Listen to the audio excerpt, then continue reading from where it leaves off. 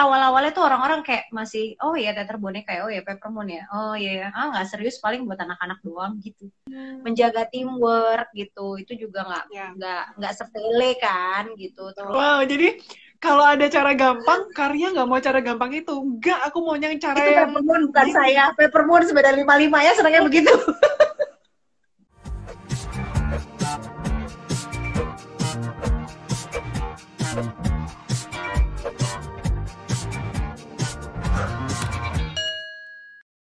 Puppetry bercerita. Kalau kali ini berceritanya di sebuah film gitu ya.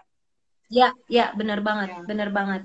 Nah, selain film, sebenarnya kan ada karya lagi ya, karya ya, bercerita melalui video klip.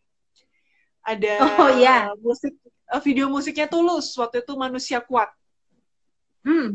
Nah, itu bisa ceritain juga karya prosesnya bagaimana. Karena itu sesuatu, waktu kita lihat videonya tuh ya, bonekanya tuh kayak hidup gitu. Bonekanya tuh kayak bener-bener dia yang lagi bergerak gitu loh. ya Ada emosi yang sebenarnya bisa kelihatan dari ya. boneka tersebut. Padahal nggak ngomong ya. Betul, betul. Kalau video musik sebenarnya karya Tulus itu karya kedua kalau video musik. Yang pertama banget 2009 tuh kita kolaborasi sama Moka.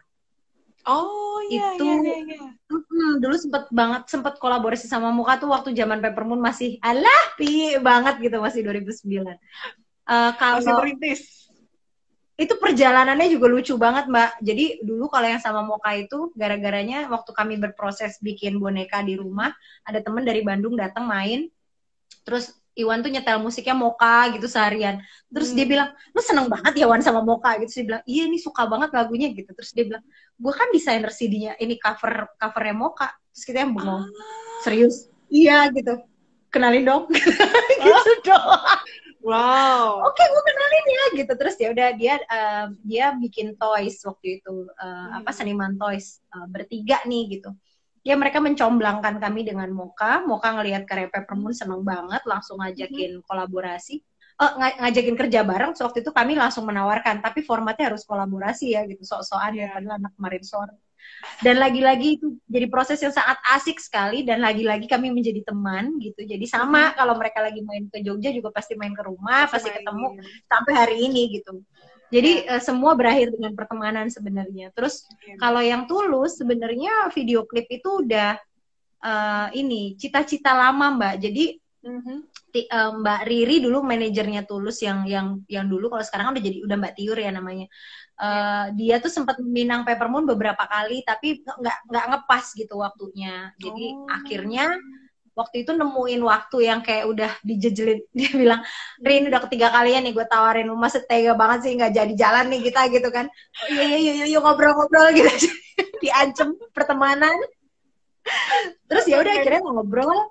Aku inget banget waktu itu ketika kami dikasih lagunya, kami agak shock gitu, karena waktu itu lagu Manusia Kuat cukup berbeda dengan lagu-lagu Tulus yang lain gitu, menurut aku dan Iwan ya sebagai artistic director. Kita sempet, wah gila nih mau dibayangin kayak gimana ya, ini gimana ya gitu kan waktu itu gitu. Yaudah kita muncul dengan sebuah ide gitu. Waktu itu aku ingat banget satu tim ini kecuali Tulus ya, jadi ada Riri manajernya, ada sutradara video klipnya, dan ada penata artistiknya waktu itu, si Mas Hakim. Jadi Galih, Hakim sama Mbak Riri datang ke rumah, naik pesawat paling pagi, pulang naik pesawat paling malam untuk memeras ide dikeluarkan di meja ini, di ruangan ini. Jadi ya udah hari ini keluarin gitu. Harus keluar sekarang juga gitu. Terus aku teleponan via ngobrolnya Tulus lewat telepon doang gitu, bahwa ide lo apa Mbak gitu. Gitu. Oke sip, jalan. Kapan syuting? 2 minggu lagi mati. Astaga. Itu proyek agak gila. Jadi aku baru ketemu Tulus tuh di hari pertama pentas. Di hari pertama syuting. Jadi memang kami tadinya memang tidak kenal. Dan lagi-lagi begitu, setelah syuting hari pertama, syuting hari kedua, itu juga dia bilang ini pertama kali, dia hari kedua dia ninggal. Jadi syuting yang pas boneka main tuh sama sekali dia malah nggak lihat. Kesian deh. Jadi dia di perjalanan tuh katanya dia nervous banget gitu, ini gimana syutingnya, karena dia nggak biasa begitu. Biasanya dia tungguin pas selesai. Terus ya udah akhirnya setelah ngelihat hasil jadinya itu dengan proses editing yang sangat detail dan cukup lama, ya lahirlah karya itu gitu. Dan kami semua happy sih sama hasilnya gitu. Iya, bagus Dan banget. itu yang terus jadi ini merambat ke nawarin konser yuk gitu. Waduh, konser. And then gimana? Stres. Aduh, konser Mbak, pertunjukan Peppermoon itu ya, biasanya ditonton paling banyak 150 orang, 50 Oke. orang, 25 orang. Karya kami intim kan, karya kami kecil dan Iya. intim. Penontonnya berapa Mas ya? Aku kayak gitu. 6.000 aja Bu. Gitu langsung, 6.000 mau naik apa? Gue bikin aduh, pusing. Jadi waktu itu juga Wow. ya gitu karena temen jadi nggak bisa nolak. And then jadi Tapi seru bener-bener sih. konser. Jadi ketika konser akhirnya kita putuskan bikin satu boneka besar. Abah itu ya karakter yang cukup apa ya, cukup ikonik gitu akhirnya karena dia gede banget emang kan gitu. Tapi waktu itu aku juga bilang sama Riri dan Tulus, tapi kita tetap harus bikin boneka yang emang ada hadir di antara 6.000 penonton ini. Akhirnya kami bikin workshop sekitar 40 orang yang ikut untuk membuat 40 boneka yang dimainkan oleh para peserta workshop. Jadi memang sukanya bikin repot, Mbak. Bikin susah aja sukanya kita tuh. Kayak nggak ambil yang simple-simple gitu. Udah giant screen aja. Nggak mau giant screen. Nggak. Orang harus jalan di sebelahnya. Harus kerasa bau keringat. Wow, jadi kalau ada cara gampang, Karya nggak mau cara gampang itu. Enggak, aku maunya yang cara Itu yang Peppermoon bukan gini. saya. Peppermoon sepeda 55 ya senangnya begitu. Oke. Bukan aku doang. Jadi memang semua tim di Peppermoon ini memang ingin selalu mencari hal yang terbaik lah. Kalau lagi mengeluarkan karya itu yang Betul. paling Betul maksimal tuh banget. kayak gimana gitu. Betul banget. Karena buat kami juga orang akan beda. Maksudnya gini ya, kekuatan paling kuat itu kan sebenarnya the words of mouth ya. Maksudnya ketika cuman gitu aja kita pikir itu akan sudah cukup gitu, nggak bisa gitu. Maksudnya itu ada hal yang nggak bisa dibohongin juga gitu. Dan ya udah emang harus dikejar sampai standar yang itu gitu. Wow. Wih, oke. Nah, udah tahu nih ceritanya tentang Karya. Banyak kemarin yang nanya juga, Karya, kalau aku mau jadi seniman kayak Karya, itu apa sih yang harus aku persiapkan gitu. Jadi buat teman-teman geng kreatif nih semuanya, kemarin nanya, kalau kayak buat Karya nih bisa berkarya menjadi seniman dan seninya itu bisa dinikmati banyak orang gitu. Apa sih yang kemampuan yang harus kita miliki itu seperti apa? Gimana ya? Nggak ada tips sebenarnya. Apa yang mesti kita persiapkan, Karya? Sebenarnya pertama temukan alasan sih. Maksudnya kenapa kamu mau melakukan ini gitu. Dan alasan itu menurutku harus kuat ya. Maksudnya itu yang akan membuatmu ketika jatuh bangun itu akan membuatmu bertahan di posisi itu gitu. Alasannya harus kuat. Kamu harus punya alasan yang nggak cuma sekedar pengen aja gitu. Temukan jawaban paling mendasar itu gitu. Dan itu menurutku nomor satu. Jadi ketika kamu tahu alasanmu apa, ya insya Allah gitu, kamu juga tahu sebenarnya tujuanmu kemana, caranya gimana gitu. Sebenarnya itu udah kayak satu paket kalau buat saya ya. Jadi temukan alasan. Terus yang kedua itu tadi yang kayak aku bilang, cari lahan yang subur untuk bisa membuatmu berkembang gitu. Aku pikir kalau kita selalu berada di area yang kemudian tidak mempercayai bahwa kita bisa membuat sesuatu, itu kan juga berat ya. Maksudnya tadi saya sudah sempat singgung gitu, bibit sebagus apapun kalau jatuhnya di tanah berbatu, dia berat, dia lebih struggle gitu. Tentu saja dia mungkin akan bisa jadi tanaman yang sangat kokoh karena dia bisa menguasai medan dan lahannya. Cuman nggak ada salahnya ketika sesekali kalian juga cari vitamin ke tempat lain gitu. Jadi maksudnya itu untuk memperkuat si tanamannya ini sendiri gitu. Itu menurutku penting. Itu sih Mbak, mungkin itu ya. Banyak sebenarnya ya, tapi ya itu sih kalau menurutku dua itu sih yang paling utama. Oke. Gitu. Nah, kita next ya. Tadi kan pencapaiannya udah banyak banget nih, Karya udah bikin di Jogja kan juga udah sering bikin pameran, pesta boneka, kemudian sering juga tur ke luar negeri. Apa sih, ada goal apa yang dari Karya yang belum tercapai? Bikin museum. Oh, bikin museum. Peppermoon tuh mimpi terbesarnya bikin museum sama sekolah. Nggak deh, kalau sekolah nggak tahu ya. Tapi kalau museum sih kita pengen banget bikin living museum. Jadi, aduh bentar ya Tante, ini ada CEO lagi gundah gulana ini, Pak CEO-nya. Jadi, tuh ada Tante tuh. Oh, belum mau. Dia lagi gundah gulana. Jadi, pengen bikin museum sebenarnya. Jadi, kemudian semua proses boneka-boneka yang sudah kami buat, perjalanannya, ceritanya apa aja tuh, karena kami sadar betul bahwa menjadi seniman itu artinya memproduksi ilmu pengetahuan kan. Jadi, ada banyak hal yang pengen banget kita bisa share sih ke orang gitu. Iya. Ini abis bikin rumah residensi nih, jadi tapi belum jalan sekarang, malah begina. Ya wes gak apa-apa, gitu. kita nikmati. Gak apa-apa kita nih. Yoi. Jadi mimpi terbesarnya sih sebenarnya itu ya, melakukan ini sampai tua dan bikin museum. Amin. Moga tercapai. Amin. Oke. Ini ada yang menarik di komen. Ini kebetulan aku kenal nih dari ini Romo Albertus Herwanta. Tadi kan idenya idenya Karya kan bagus banget ya. Jadi waktu tadi ini Romo bilang ini brilian sekali idenya. Apakah sudah pernah bikin lakon COVID-19? Mungkin bisa loh jadi media edukasi dan dokumentasi untuk generasi berikutnya. Wow, lakonnya COVID-19. Wow, COVID-19 lagi overrated sekarang, Romo.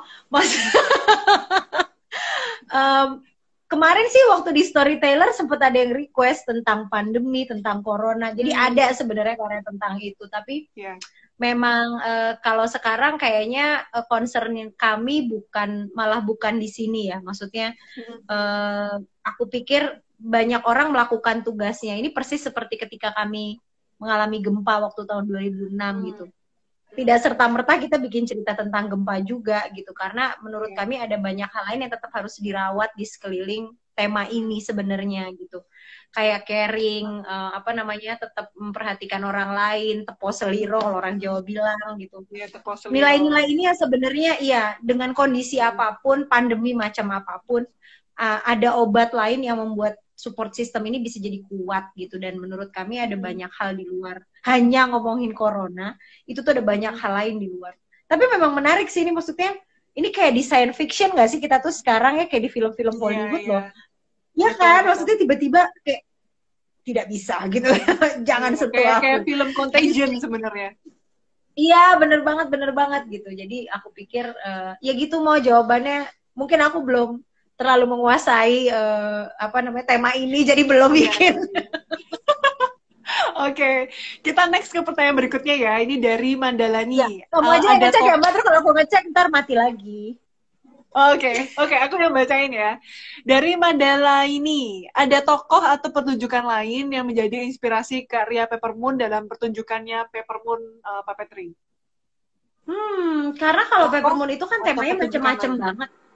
Ada temanya macam-macam banget ya. Jadi maksudnya tentu saja kalau kalau ditanya inspirasi datang dari mana, inspirasi kami banyak banget lah dari buku, dari animasi. Aku suka sekali Ghibli. Jadi Ghibli itu mengajariku banyak hal tentang membicarakan hal-hal berat kepada audiens yang sangat muda. Jadi bicara tentang kematian, tentang roh yang tinggal di sekeliling kita dari film Totoro gitu. Itu menurutku brilian banget, dan mereka dan Hayao Miyazaki dan timnya tidak melakukan itu setengah-setengah ya.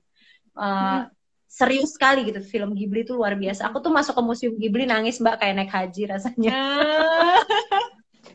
Jadi Ghibli cukup menjadi salah satu ini sih, inspirasi luar biasa kalau buat aku pribadi ya.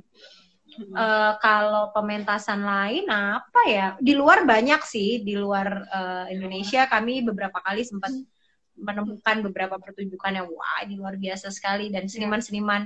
Ada Tom Lee waktu itu juga sempat pentas di Pesta Boneka, salah satu karya dia dari Chicago, sekarang dia tinggal di Amerika, di Chicago. Karyanya dia tuh tentang penderita penyakit lepra di Hawaii, di tanah kelahirannya dia pada tahun berapa ya, 18 berapa gitu. Ya ceritanya tentang separation families gitu. Jadi itu luar biasa sih. Jadi ada banyak sih Mbak sebenarnya. Mungkin teman-teman juga nama-nama yang tidak terlalu akrab gitu, malahan. Tapi kalau yang populer yang mungkin cukup banyak diketahui orang, Ghibli salah satu karya yang saya suka banget. Ghibli sih memang ini sih banyak banget fansnya. Gila ya, gila tapi gitu, gila sih. Bagus Juara. banget. Ya, juara. Juara, Nah, juara. tadi ini Karya kan sempat sebutin ada project ke depan nih. Ada yang nanya, ini teman aku nih, Jen Caprita. Bentar. Oh, yang tadi. Hai, Mbak Jane. Iya. Di Pesta Boneka yang bulan Oktober, itu rencananya acaranya apa aja gitu. Ini kami kayak tadi aku bilang ya, Oktober masih gelap sekali buat Peppermoon Okay. sebenarnya buat aku. Jadi Ya, sampai belum sekarang kami kebayang. sebenarnya sudah ada, belum kebayang. Tapi sebenarnya kami tuh sudah menerima 30 kelompok seniman dari berbagai negara untuk Oktober besok. Agak Oke, moga-moga sedih sebenarnya. kita berdoa Kita semuanya belum semoga tahu. ya masa-masanya cepat selesai Kalau dan acaranya Oktober mungkin sudah pulih dan bisa berpentas semoga kembali. ya.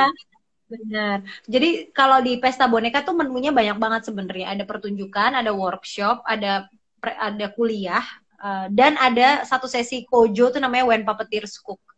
Jadi di hari terakhir biasanya para seniman dari mancanegara itu kami ajak ke pasar tradisional belanja local ingredients. Terus mereka kami ajak ke desa. Di desa itu sudah ada meja untuk masing-masing seniman dari masing-masing negara. Dan itu big cooking session. Semua orang kemudian bisa makan gratis makanan dari mana-mana. Itu salah satu kojo acara di Pesta Boneka sih. Jadi menunya ada macam-macam. Ada itu. Datang ya kalau seru sekali. Ini diundang Karyanya langsung loh. Buat teman-teman yang kreatif, nanti kalau ini sudah berakhir ya, bulan Oktober nanti datang ya ke Jogja. Kita berdoa yang kenceng ya biar terlaksana. Amin, amin. Oke. Nah, Karya ini nggak terasa kita ngobrol sudah 1 jam lebih 5 menit. Wow. Thank you, Mbak Lala, senang sekali. Terima kasih banyak Karya untuk waktunya, untuk sudah sharing-sharing bersama Creative ID. Terima kasih. Nah, ini sebelum kita tutup acaranya, aku ini dong minta tips dan pesan-pesan dari Karya untuk semua geng kreatif yang sedang nonton sekarang ini supaya selalu tetap bersemangat gitu ya, jangan menyerah dan selalu menginspirasi seperti Karya. Apa ya? Kalau teman-teman masih bisa melihat layar ini, masih bisa duduk sehat, masih bisa makan, masih bisa tangan, kaki, tubuh semua masih bisa bergerak, kepala masih bisa berpikir. Ingat bahwa imajinasi itu lebih luas dari sekedar ruangan. Jadi rawat imajinasimu, berbagi hal positif sebanyak-banyaknya karena itu yang sedang dibutuhkan oleh semesta kita hari ini. Jadi setelah ini semua terlampaui, aku pikir juga ada saatnya juga kita perlu mempertanyakan lagi, ada apa sih kita kemarin kok jadi begitu gitu. Jadi jangan sampai ketika kita besok kembali lagi sudah dalam kondisi normal, kita lupakan hal-hal penting yang sebenarnya bisa kita dapetin pada saat kita merenung sekarang kan, kayak take your time gitu, love the one that sits beside you, cintai orang yang masih bisa kamu temui hari ini, hargai hidup hari ini, gitu aja. Wih, di komen banyak yang love, jangan dipencet lagi ya. Jangan dipencet. Ini jam segini lama banget ya IG Live. Ya ampun, ternyata banyak banget yang nonton. Senang juga. Terima kasih ya Mbak Lala. Iya, ini dari Mandala ini tadi. Makasih banyak Kak buat info dan inspirasinya. Sukses selalu. Terima kasih banyak kamu juga. Sehat-sehat semua. Iya, oke. Terima kasih Karya. Aku salam untuk Kak Iwan sama Lunang ya. Siap. Oke. Thank you ya Mbak. Salam buat semua juga. Ya, stay safe ya Karya. Bye. Terima kasih teman-teman semua. Mimpi indah. Next time ngobrol-ngobrol lagi ya Karya sama Creative ID. Dah.